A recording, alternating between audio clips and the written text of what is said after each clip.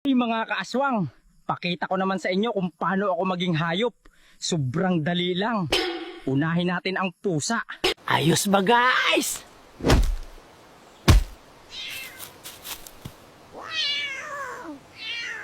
Maganda gamitin ang itim na pusa pang takas, maliit, tapos mabilis pa, tapos pa cute at ngiyaw-ngiyaw lang. Sigurado lusot ka. Yung aso naman guys, medyo iniiwasan ko gamitin. Yung kaibigan ko kasi na aswang din, naging aso tapos tumakas, natsyempuhan ng mga lasenggo, ginawang pulutan. Pero sige, kung gusto nyo talaga makita ang anyo kong aso, pagbibigyan ko kayo, siguraduhin ko lang na walang mga nag-iinuman dito. Aw, aw, aw!